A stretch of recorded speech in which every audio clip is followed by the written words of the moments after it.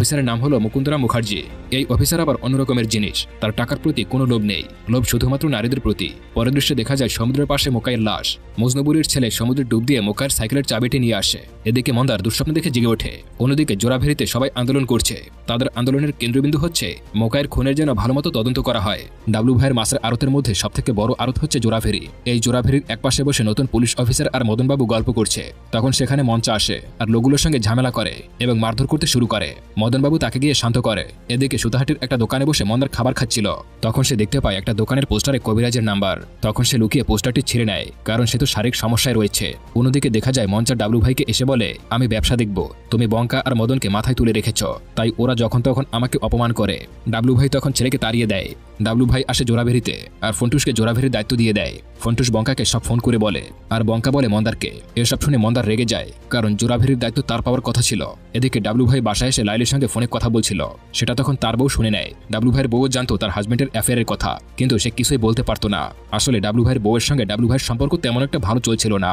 রাতের বেলা ডাবলু ভাই যখন লাইলির সঙ্গে ঘনিষ্ঠ হয়, তখন লাইলি তার কাছে বাচ্চা চায়। ডাবলু ভাই তখন না করে দেয়। লাইলি মন্দারকে ফোন করে আর ডাক্তার দেখিয়ে আসতে বলে। পরের দিন মন্দার পোস্টারের ঠিকানায় ডাক্তারের কাছে চলে যায়। এদিকে ডাবলু ভাইয়ের বউ আসে লাইলির কাছে এবং অনেক বকাঝকা করে সেখান থেকে চলে যায়। ডাবলু ভাইয়ের বউ চলে গেলে মন্দার লাইলিকে ফোন করে। মন্দার বলে ডাক্তার ওষুধ দিয়েছে।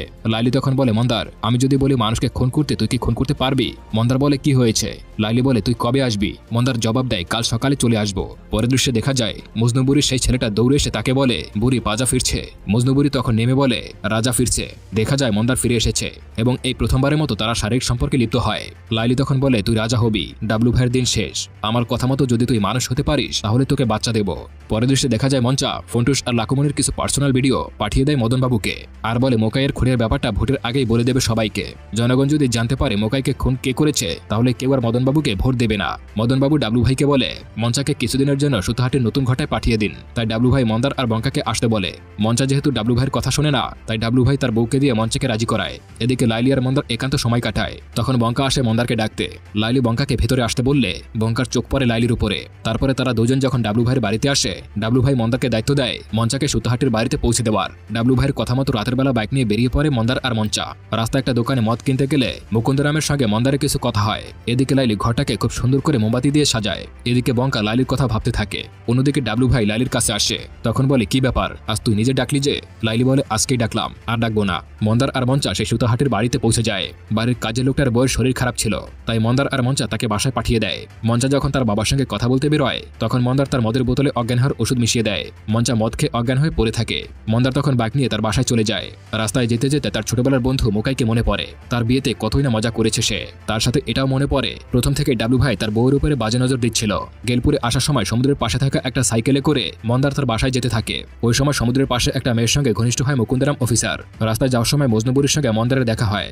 মন্দারের বাড়ি বিছানায় ঘুমাচ্ছিল ডাবলু ভাই। মন্দার বাড়িতে এসে বল্লম দিয়ে তাকে মেরে ফেলে। বাইরে অপেক্ষা করছিল ডাবলু ভাইয়ের ড্রাইভার। তখন ডাবলু ভাইয়ের বউর কল আসে এবং সে যখন ঘরে যায়, গিয়ে দেখতে পায় ডাবলু ভাই মারা গেছে। ঠিক তখনই পেছন থেকে মন্দার তার মুখ চেপে ধরে এবং একটা গুলির আওয়াজ শোনা যায়। পরের দৃশ্যে দেখা যায় সমুদ্রের পাড়ে পড়ে আছে ডাবলু ভাইয়ের লাশ।